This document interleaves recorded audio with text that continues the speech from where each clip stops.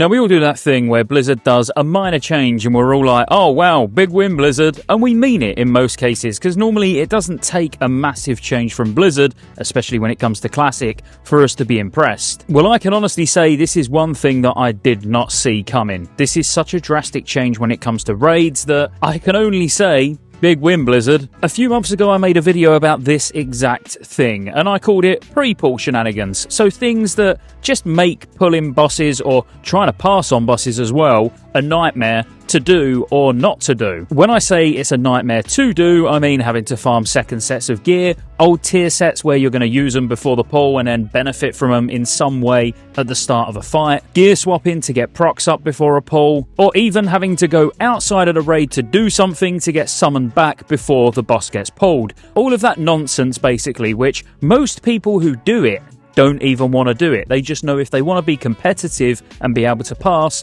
it's something that they've got to do to be able to compete with other people. Well, Blizzard have already made tons of really positive changes with Mr. Pandaria, including class changes that we never expected to come to the extent that they have, and now they've completely changed the landscape when it comes to raiding around pre-pull shenanigans. So firstly, they've said everything here is subject to further change and iteration, so if any of it ends up not being quite right, or over the beta test weekend that's obviously coming up starting tomorrow, any of it is just a bit janky, obviously it could change. But what they've done is use the following criteria to decide what should and should not be allowed to be brought into an encounter on the pull. So firstly, do you need to involve an enemy at all, so striking or being struck to gain a buff? So an example from this would be having lock and load proc as a hunter. Now, lock and load as a survival hunter allows you to press explosive shot a couple of times. So if you had to wait to get that proc on an ad and then you go into a pull, you're at an instant advantage over a hunter that hasn't done that. The same with Molten Core for Warlocks, Wild Imps for Warlocks, Blood Shield, and of course,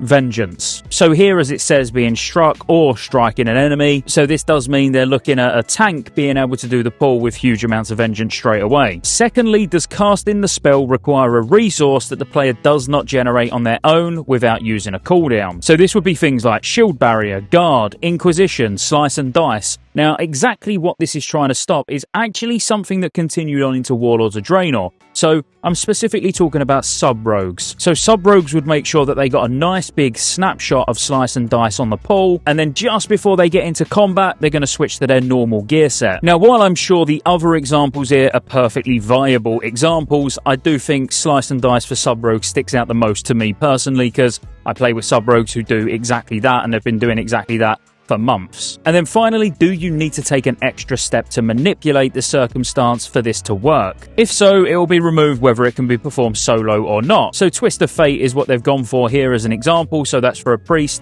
where you damage a target that's below 35% health. So that would be keeping something at less than 35% health, proccing Twist of Fate, then pulling the boss. Now, this next one is wild, and I mean it's wild. This is such a drastic change to the point where it will change people's rotation, because on pull, all resources are now going to be set to specific values, with some exceptions where circumstances allow for them. So for rage users, you're instantly going to start with 25 rage. DKs are going to start with 20 runic power. Hunter focus are obviously going to start with their max focus. Demonic Fury for Warlocks is going to be set to 200. Burning Embers is going to be set to 1 full Ember. Soul Shards are going to be set to 4. Chi for Monks is going to be set to 2. Holy Power is going to be set to 1. And combo points are going to be set to 0. And also, Death Runes are all removed. So I want to go over what they've said about exceptions before I give you a few things that this is really going to impact heavily in MoP raiding, but in a really positive way. So the exceptions are, Soul Shards are set to 4, but if Soul Burn is active when the pull happens, Soul Shards are set to 3.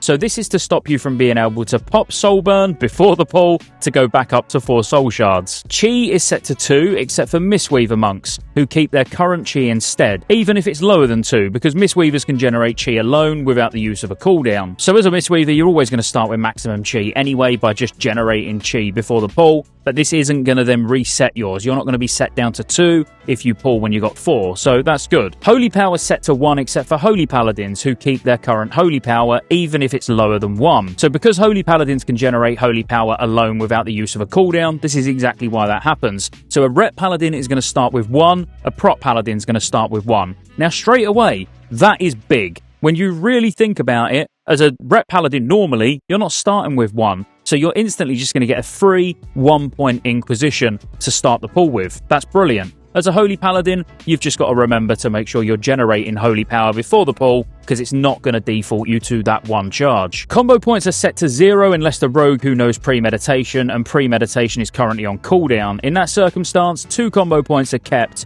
if you have them. You do not generate 2 combo points, and if you happen to have more than 2 combo points on the target, you do not keep any extra with this. It will go down to 2. Now, this isn't extended to Mark for Death, it is purely just for pre-med. So as a sub-rogue, of course, that is the whole purpose of pre-med, is to be able to start the fight with combo points. That's still going to work, but you're not going to get anything extra. Death runes are all removed as well, but if you're a Frost Death Knight, you keep your 2 death runes that you get from Blood of the North. Blood of the North is just a passive that permanently transforms your blood runes into death runes, so of course you're going to keep those. Now, they're also trying to alleviate the pain of pre-pull gear swaps, so the following items no longer function above level 89. Now, if you're not aware what this actually is, at the end of Cataclysm where we are now, most classes, if not all, are doing some form of pre-pull, even if it's just proccing PvP trinkets before the pull and then swapping to your normal trinkets. Of course, some classes take it further than that, like me, myself, even raiding as an Ellie Shaman. I do a pre-pull to snapshot my Fire Ellie, to use the 4-set Resto tier set bonus to benefit from that with Spirit Walker's Grace, and then go back to my normal set. It's not a fun way to play, but all non-Mists of Pandaria tier set bonuses, so all the way from tier 1 to tier 13, will not function above level 89. Neither will Fell Striker, Rod of the Sun King, Heart Pierce, that's both normal and heroic, and Black Bruise, both normal and heroic as well. Now again, this is much like class changes. When they started doing these class tuning and balancing,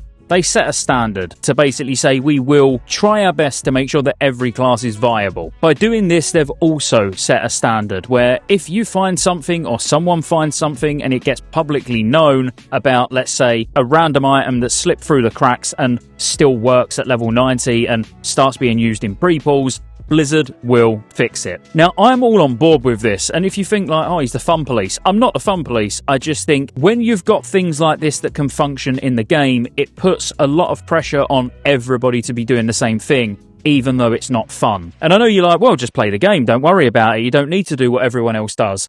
No, I don't, but there's lots of people that do. Even though I said that and I don't like doing the pre-pull stuff and I still do it on my Ellie Shaman, don't worry about it. Forget I said anything. Now, there's a huge list of buffs or effects that are removed from players on boss pulls, and I'm just not going to go through them all. Instead, I'll put a link to this post in the description below and you can go through and have a look yourself, because they have been sensible with it. So, for example, for Feral Druid, there's a glyph for Feral Druid called Savage Roar, and this allows you to use Savage Roar with 0 combo points. So if you've got it glyphed, it'll let you keep it. If you've got it unglyphed, it'll just be removed. It's as simple as that. But if you're thinking, well, I'll have it glyphed and still go to 5 combo points on an ad and then Savage Roar, well, no, because it's actually going to check the duration as well. But quite honestly, if you just look through all of this and think about any useful buff that your class has got that would possibly give you any form of damage when you pull the boss still having this buff present, it's gone. And if it hasn't gone because for some reason it hasn't quite made it on this list yet, it's either intentional and gives no damage increase or healing increase or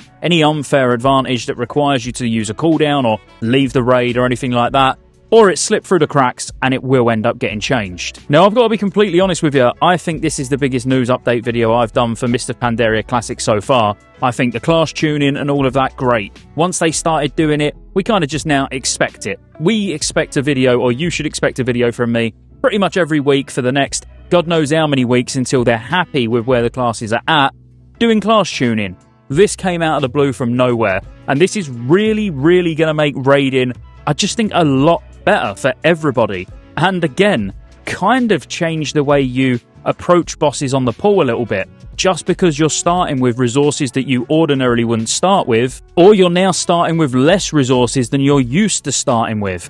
Like, this is huge. So that was it. I've already done a long video, as you've noticed, that went out today. Massive healing video. If you're interested in healers whatsoever, go and check it out. If you enjoyed the video, as always, be sure to like and subscribe. Check out Rested XP in the pinned comment in the description to pick up the Rested XP guide, which is the fastest way to level, and it's got the quest stacking guide for pre-patch, so you can get a bit of a head start over everyone else at launch.